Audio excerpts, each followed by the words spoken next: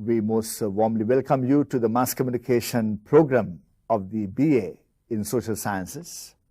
The subject that is given to me to briefly explain is on promotional communication process.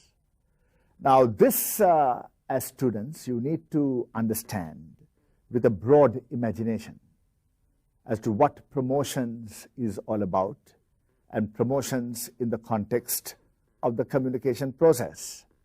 And we need to ask fundamental questions as to whether we can promote anything in society at whatever cost, whether we can say what we have to say, whether we can show whatever we want to show at whatever cost is a fundamental issue that we need to address.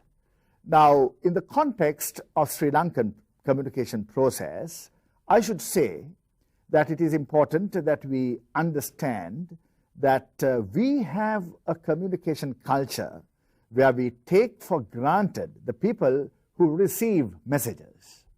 We would say that what we have is basically a unilateral, unilinear communication process where we do not really bother so much as to what the receivers would think concerning what we communicate. That is not a very democratic way of looking at a promotional communication process. We need to, at all times, take into consideration the dignity of the receiver. Both the sender and the receiver need to be dignified segments of the mass audience.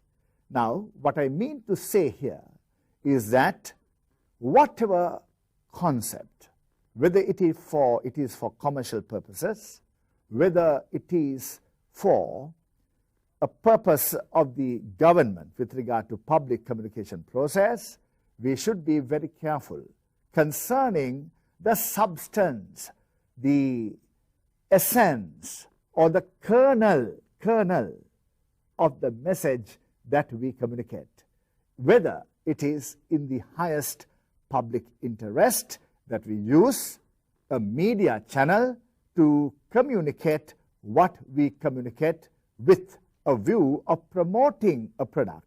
That product could be an idea.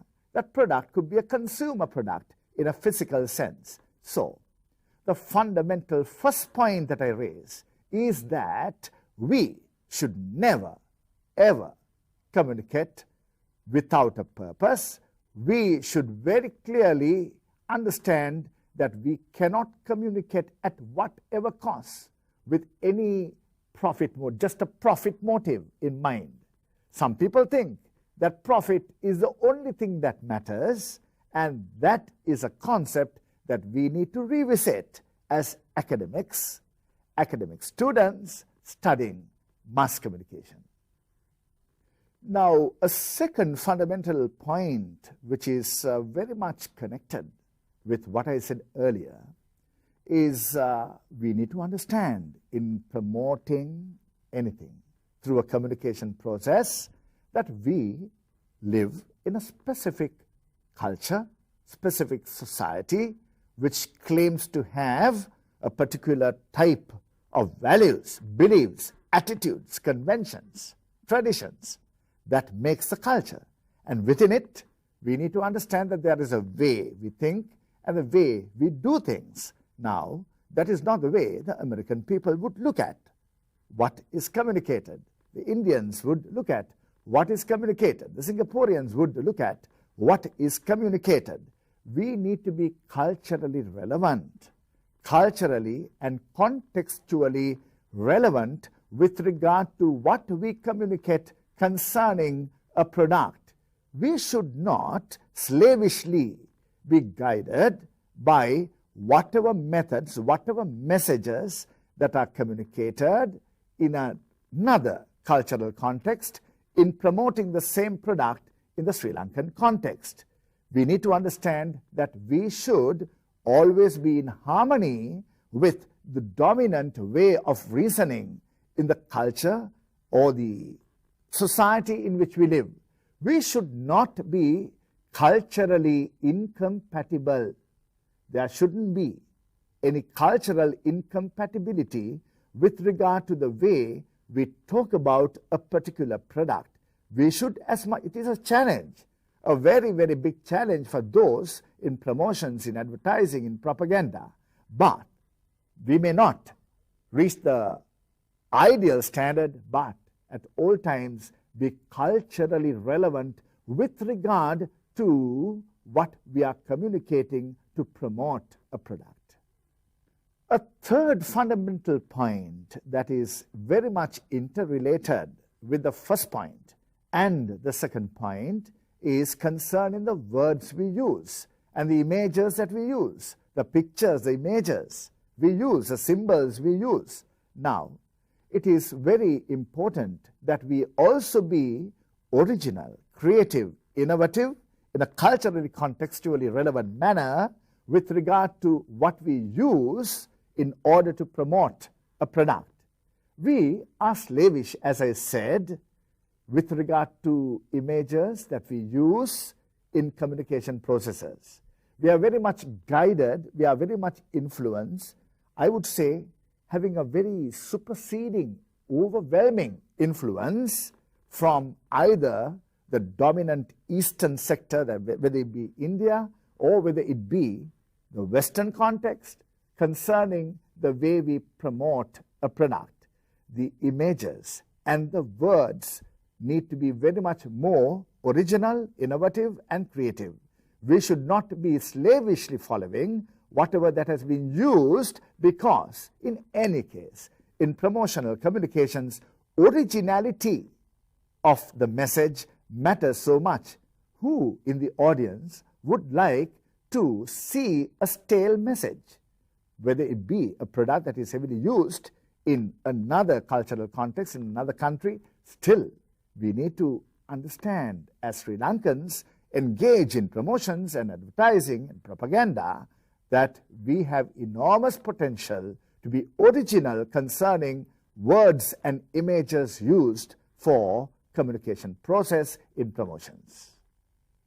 Now, a fourth fundamental point, my dear students, I hope you understood very clearly what I said in the first, second, and the third points. Now, here we are talking about the medium itself. Mass media. When we say mass media, do not take for granted that the electronic modern media, including the internet-based media, online productions, and so on, are so overwhelming. I'm sure you know that, but it doesn't mean that as media, we need to be all the time so much be slavish to the power of overwhelming modern media. We need to be very, very concerned about the way people use media in Sri Lanka. We have traditional media. We are a rich civilization, a rich culture, an age-old manner of promoting our messages in traditional society can be taken into consideration. The folklore and other traditional forms of communication cannot be ignored in the promotions that we have in the communication process. It is important, whether it be contraceptives. Well, I remember when the first contraceptives, the family planning communication process was introduced, promoting the concept, the grand concept of contraceptives, the first ever use of the contraceptive condom and the contraceptive pill, which was Preeti and Mithuri by the Family Planning Association. Well, the top communication experts did not in any case consider the modern media alone are sufficient to communicate this process to indigenous people, the Vedda community, people in the rural villages who were not having communication media of the type that we use today. Even today, we know the Sri Lankan society has enormous socioeconomic disparities in such a context. Not all people consider the modern media that we use as overwhelming in the political process, commercial communication process, and with regard to the national development communication processes. So, with regard to the message use, always understanding understand very clearly the potential of traditional media and modern media. Always try to see the appropriateness of the channel that we use in the communication process. It could be one particular channel or a mixture of channels. In other words, a multimedia package that we need to use in order to capture the imagination of what type of audience? Heterogeneous audience, diverse audience, with regard to ethnicity, with regard to values, religion, socioeconomic status, well, traditions people uphold. Well, a heterogeneous audience need to be addressed with appropriate media channels, modern and traditional. Now, in my first point, my dear students, I told one thing very clearly, that we should not take for granted the nature of the way the receivers receive communication messages. We also should not be communicating at whatever cost. Those are very important things. Now, in this point, the fifth point, what I'm saying is that unilateral, unilinear communication processes that we often use in the communication process through media do not take seriously as to what the receivers think about what we have communicated. We do not respect the dignity of the receivers and all what they stand for, how they perceive, whether it be a political message. Well, we saw an active, dynamic political communication process in recent times with regard to the presidential election campaign, with regard to constitutional reforms. We see all types of messages in other sectors, but do not think that they perceived what you have communicated as intended by you. It is also very important that you have formal institutional mechanisms.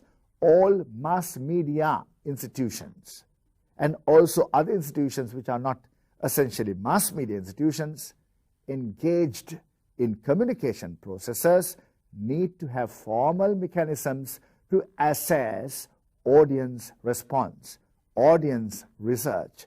We need to be extremely concerned about how they have perceived the way we have communicated, the messages communicated, whether they had the intended impact on the audience. Without that, if we continue to communicate through media channels, it could be very much like communicating to a blank wall. Now, into the sixth fundamental point. My dear students, there are so many points that can be explained, but in the context of this video clip, we are dealing with 6 points. The sixth point is not the final point, a conclusive point, but here I'm talking about something very, very important in the context of third world societies. We may call them developing countries, advanced developed countries, developing countries, least developed countries. We have a problem with regard to the communication process that is connected with source and message credibility. We are a society, as a result of not understanding what I'm saying, a society where people do not trust communication agencies, communicators. They believe that people in influential public opinion forming positions do not have credibility. Viswasaniyatva. There is no credibility in what people say, whether it be political leaders, those in commercial organizations, whether it be in the public sector, private sector, non-governmental sector, whatever communication process in the eyes of the people lack credibility when source credibility is questionable. When source credibility, that is, the source that communicates, is not considered credible, what happens? Message is affected. Message is affected because there is an interconnection between message and source. Mulasraya saha panividaya. Now, it is very important that we be trustworthy in communicating anything. Source and message credibility, very important. Once people consider a source as lacking in credibility, viswasaniyatva, there is absolutely no reason, as has happened in the political world, there is no reason for the people to trust the message that is communicated by a particular source. It is in the highest interest of democratic process, democratic communication processes, and a dignified society. We often talk about principles of good governance, yahapalanaya, that is needed with regard to everything that we do. We should at all times protect credibility of source and message. We are a society living in distrust. Institutions are not trusted. Individuals are not trusted. Governments are not trusted. Therefore, what will happen to the people? The people have nowhere to go. The people feel miserable because, in their opinion, institutions and individuals are habitually communicating that which is questionable, that which is not quite right. Hence, my dear students, as students of communication of the Department of Social Studies, study mass communication as a discipline. Our intention is to make you students not just get a qualification, but be people who are dignified in the communication process, who will be respected by the society as those who communicate in a credible manner, trustworthy manner, honest manner, that will be uplifting for the society, which is our Sri Lankan society. Thank you very much for listening. I want you to very carefully read the lesson and all the other lessons, this lesson connected with the communication process, and listen not just once, listen twice, thrice, just as much as you should be reading your material more than once. Thank you.